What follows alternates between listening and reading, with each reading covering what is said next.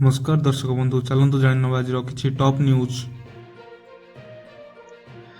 जय जगन्नाथ सांग माने आम चैनल को आपन को पुणी थरे स्वागत। राज्य सरकारଙ୍କ बड़ घोषणा। राज्यर प्रत्येक पंचायत रे एणिकी नियुक्ति हेबे पियन एनेई घोषणा करिसंती राज्य सरकार। नूतन पदवी सृष्टि हेबा सह दरमा 13,160 टंका रहिबो। पूर्वरु पंचायत गुडिक निज स्तर रे पियन रखी दरमा देउथिले। पंचायत फंड रु पियन को दरमा दिया जाउथला। एबे राज्य सरकार दरमा देबे। परवर्ती खबर ऑनलाइन हेबो शिक्षक बदली। विद्यालय और गणशिक्षा विभाग खोलिला पोर्टाल। जिला भितरे प्राथमिक शिक्षकों बदली पाई सरकार आवेदन ग्रहण करुछंती। एनेई नवेम्बर 28 रु सरकार ऑनलाइन आवेदन करिबा पाई पोर्टाल खोला जाइछि।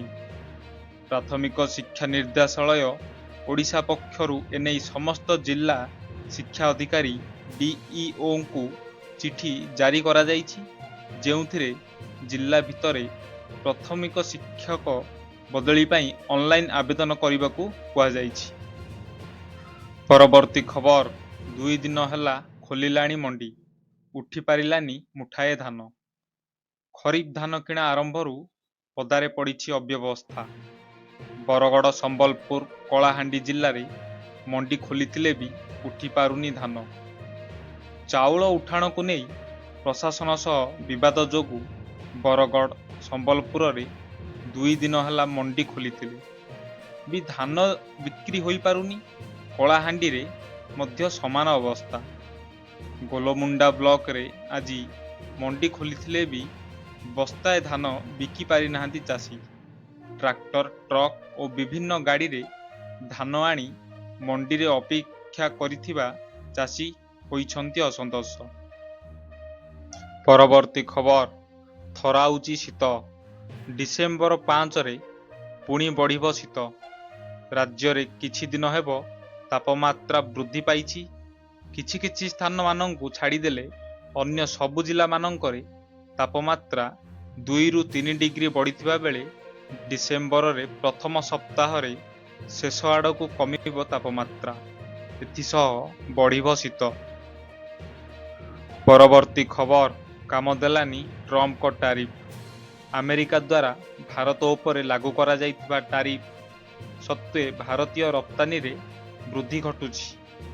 वाणिज्य मंत्रालय एक संसदीय कमिटी को सूचना देइछि जे एप्रिल रु अक्टोबर मध्य भारतर बाहर को जाउथिबा शिपमेंट गत वर्षर समान समय तुलन रे वृद्धि पाइछि।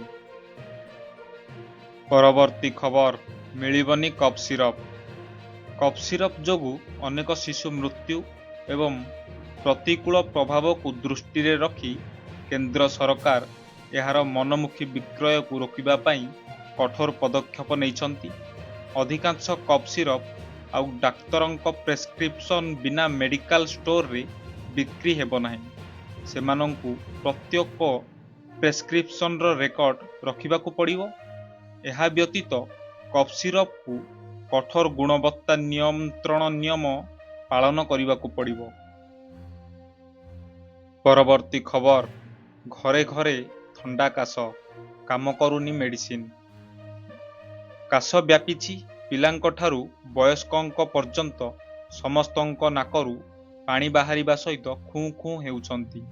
जेते मेडिसिन खाइले भी कमुनी।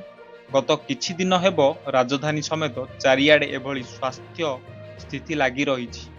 विशेष करी वृद्ध और शिशुक पाई एही थंडा काश बहुत कष्टदायक होई पड़िछि। एबे शीत प्रकोप बढ़िथिबारु थंडा ज्वर रोगींक संख्या मध्य बढ़ुथिबा जଣା पड़िछि। थंडा काश पाई गोष्ठी स्वास्थ्य केंद्र ठारू आरंभ करी कैपिटल हॉस्पिटल पर्यंत सबुठी लंबा लाइन लागू रहिछि। परवर्ती खबर एंटी नक्सल ऑपरेशन को बड़ सफलता। पुणी 11 माओवादी कले आत्मसमर्पण। विपुल परिमाणर अस्त्र शस्त्र सह महाराष्ट्र गोंडिया पुलिस निकटरे ସମସ୍ତ ମାଓବାଦୀ ଆତ୍ମସମର୍ପଣ କରିଛନ୍ତି। ସମସ୍ତେ ମହାରାଷ୍ଟ୍ର, ମଧ୍ୟପ୍ରଦେଶ, ଛତିଶଗଡ଼ ଜୋନାଲ କମିଟି ସଦସ୍ୟ ଥିଲେ। ଜୋନାଲ କମିଟିର ପ୍ରବକ୍ତା ଅନନ୍ତ ଓରଫ ବିକାଶର ଆତ୍ମସମର୍ପଣକାରୀ ନକ୍ସଲଙ୍କ ମୁଣ୍ଡ ଉପରେ ମିଳିତ ଭାବରେ 89 ଲକ୍ଷ ଟଙ୍କାର ପୁରସ୍କାର ଘୋଷଣା କରାଯାଇଥିଲା। ପରବର୍ତ୍ତୀ ଖବର ଭାଙ୍ଗୁଛି ବିଜେଡି ଗଡ଼। ଦିନକରେ ବିଜେଡି ଛାଡ଼ିଲେ 3 ବ୍ଲକ ଅଧ୍ୟକ୍ଷ। ଶନିବାର ଗୋଟାଏ ଦିନରେ ଭଦ୍ରକ ଜିଲ୍ଲାର 3 ଜଣ ବ୍ଲକ ଅଧ୍ୟକ୍ଷ ବିଜେଡିରୁ ଇସ୍ତଫା ଦେଇଛନ୍ତି। ଭଣ୍ଡାରୀପୋଖରୀ ବ୍ଲକ ଅଧ୍ୟକ୍ଷ ସୁମିତା ସେଠୀ ବ୍ୟକ୍ତିଗତ କାରଣ ଦର୍ଶାଇ ବିଜେଡିର ପ୍ରାଥମିକ ସଦସ୍ୟ ପଦରୁ ଇସ୍ତଫା ଦେଇଛନ୍ତି। ସେହିଭଳି ବିଜେଡିରୁ ଇସ୍ତଫା ଦେଇଛନ୍ତି ଭଦ୍ରକ ବ୍ଲକ ଅଧ୍ୟକ୍ଷ ଉର୍ମିଳା ନାୟକ। ସେ ମଧ୍ୟ ତାଙ୍କର ବ୍ୟକ୍ତିଗତ କାରଣରୁ ବିଜେଡିରୁ ପ୍ରାଥମିକ ସଦସ୍ୟ ପଦରୁ ଇସ୍ତଫା ଦେଇଥିବା କହିଛନ୍ତି। ଉର୍ମିଳା ବିଜେଡିର ଜିଲ୍ଲା ସଭାପତି ନିକଟକୁ ପଠାଇଛନ୍ତି ଇସ୍ତଫା ପତ୍ର।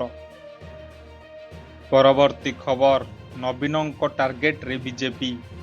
ଓଡ଼ିଶା ବିଧାନସଭାରେ ଅତିରିକ୍ତ ବଜେଟ୍ ଆଗତ ପରେ ରାଜ୍ୟ ରାଜନୀତି ଜୋର ଧରିଛି।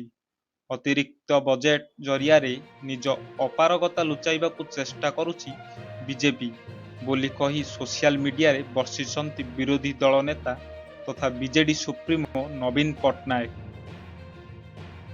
ପରବର୍ତ୍ତୀ ଖବର ଫସିବେ କି ଶୁଭଙ୍କର ମିଶ୍ର? ଶ୍ରୀମନ୍ଦିରକୁ ନେଇ ସୋସିଆଲ ମିଡିଆ ଇନଫ୍ଲୁଏନ୍ସର ଶୁଭଙ୍କର ମିଶ୍ରଙ୍କ ବିବାଦୀୟ ମନ୍ତବ୍ୟ କୋଟି କୋଟି ଜଗନ୍ନାଥ ପ୍ରେମୀଙ୍କୁ ଆଘାତ ଦେଇଛି। ପ୍ରେମୀ ଯୁଗଳଙ୍କୁ ବିବାହ ପୂର୍ବରୁ ଶ୍ରୀମନ୍ଦିର ଯିବାକୁ ବାରଣ କରୁଥିଲେ ଶୁଭଙ୍କର। ଶ୍ରୀମନ୍ଦିର ଉପରେ ମା ରାଧାରାଣୀଙ୍କ ଅଭିଶାପ ପଡ଼ିଛି ବୋଲି ମଧ୍ୟ କହିଥିଲେ ଶୁଭଙ୍କର।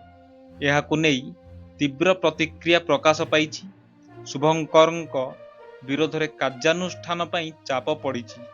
ପୁରୀ ଜିଲ୍ଲାପାଳ କହିଛନ୍ତି, ଯେଉଁମାନେ ଶ୍ରୀଜଗନ୍ନାଥ ସଂସ୍କୃତିକୁ ଅବମାନନା କରିବେ କିମ୍ବା ଭୁଲ ତଥ୍ୟ ଦେବେ ସେମାନଙ୍କ ବିରୁଦ୍ଧରେ କାର୍ଯ୍ୟାନୁଷ୍ଠାନ ନିଆଯିବ ବୋଲି ପ୍ରଚାର ପ୍ରସାର ସବ୍ କମିଟିରେ ଯୋଜନା କରାଯାଉଛି। ପରବର୍ତ୍ତୀ ଖବର ଦେଶରେ ବିମାନ ଯାତ୍ରୀଙ୍କ ପାଇଁ ବଡ଼ ଖବର। A320 ବିମାନ ପାଇଁ ଆଲର୍ଟ। ଭାରତରେ ଇଣ୍ଡିଗୋ, ଏୟାର ଇଣ୍ଡିଆ ଓ ଏକ୍ସପ୍ରେସର ବହୁ ଉଡ଼ାଣ ପ୍ରଭାବିତ। କାରଣ A320 ଶ୍ରେଣୀର ବିମାନରେ ଯାନ୍ତ୍ରିକ ତ୍ରୁଟି ଦେଖାଦେଇଛି। ଯଦି ଆପଣ ଇଣ୍ଡିଗୋ, ଏୟାର ଇଣ୍ଡିଆ କିମ୍ବା ଏୟାର ଇଣ୍ଡିଆ ଏକ୍ସପ୍ରେସ ଯାତ୍ରା ଯାଉଛନ୍ତି ତେବେ ବିଳମ୍ବ କିମ୍ବା ବାତିଲର ସାମ୍ନା କରିପାରନ୍ତି। ପରବର୍ତ୍ତୀ ଖବର ରାସନ ନାଁରେ ରାଜକୋଷ ଲୁଟ। ରାସନ ବଣ୍ଟାରେ ଚାଲିଥିଲା ବଡ଼ ଘୋଟାଲା। ଗରିବଙ୍କ ଚାଉଳରେ ଭାଗ ବସାଉଥିଲେ ଧନୀ ଲୋକ। ରାସନ କାର୍ଡ ପ୍ରସଙ୍ଗରେ ବିଧାନସଭାରେ ବିଜେଡି ମୁଲତାବୀ ପ୍ରସ୍ତାବ ଆଣିବା ପରେ ଗୁମର ଖୋଲିଛନ୍ତି ଯୋଗାଣ ମନ୍ତ୍ରୀ। ଆଉ ମନ୍ତ୍ରୀ କହିଛନ୍ତି, ଯେଉଁ ତଥ୍ୟ ସେଥିରୁ ବାରି ହୋଇଛି ଦୁର୍ନୀତିର ଗନ୍ଧ। ମନ୍ତ୍ରୀ କହିଛନ୍ତି, ମୃତ୍ୟୁ ସରକାରୀ ଚାକିରିଆ ଓ ଆୟକରଦାତାମାନେ ଚାଉଳ ନେଉଥିଲେ। ପରବର୍ତ୍ତୀ ଖବର ରାଜ୍ୟ ସରକାରଙ୍କ ବଡ଼ ଘୋଷଣା। ବିଧାନସଭାରେ ଶୀତ ଅଧିବେଶନରେ ତୃତୀୟ ଦିବସ। ଏଥିରେ ଝାରସୁଗୁଡ଼ା ବିଧାୟକ ଟଙ୍କଧର ତ୍ରିପାଠୀଙ୍କ ଏକ ପ୍ରଶ୍ନର ଉତ୍ତର ରଖି ଆଇନ ମନ୍ତ୍ରୀ କହିଛନ୍ତି, ରାଜ୍ୟ ସରକାର 4145 ମନ୍ଦିରର ଆର୍ଥିକ ଅନୁଦାନ ବୃଦ୍ଧି କରିଛନ୍ତି। ପୂର୍ବରୁ ଏହା 5 କୋଟି ଟଙ୍କା ଥିବାବେଳେ ଏବେ ଏହାକୁ 7.5 କୋଟି ଟଙ୍କାକୁ ବୃଦ୍ଧି କରାଯାଇଛି। ଅର୍ଥାତ୍ 2.5 କୋଟି ଟଙ୍କା ଆର୍ଥିକ ଅନୁଦାନ ବୃଦ୍ଧି କରିଛନ୍ତି ରାଜ୍ୟ ସରକାର। ପରବର୍ତ୍ତୀ ଖବର ବାହା ହେବେ ମୁଖ୍ୟମନ୍ତ୍ରୀଙ୍କ ପୁଅ। ମଧ୍ୟପ୍ରଦେଶ ମୁଖ୍ୟମନ୍ତ୍ରୀ ଡାକ୍ତର ମୋହନ ଯାଦବ ପୁଣି ଥରେ ସରଳତାର ଉଦାହରଣ ସୃଷ୍ଟି କରିଛନ୍ତି। ପ୍ରକୃତରେ ମୋହନ ଯାଦବ ତାଙ୍କ ସାନ ପୁଅ ଡକ୍ଟର ଅଭିମନ୍ୟୁ ଯାଦବଙ୍କୁ ଏକ ଗଣବିବାହ ସମ୍ମିଳନୀରେ ବିବାହ କରାଇବାକୁ ଯାଉଛନ୍ତି। ଏହି କାର୍ଯ୍ୟକ୍ରମ ନଭେମ୍ବର 30ରେ ଉଜ୍ଜୟିନୀରେ ଅନୁଷ୍ଠିତ ହେବ, ଯେଉଁଠାରେ ମୁଖ୍ୟମନ୍ତ୍ରୀଙ୍କ ପୁଅ ସମେତ ମୋଟ 21 ଦମ୍ପତି ସମ୍ମିଳନୀରେ ବିବାହ କରିବେ।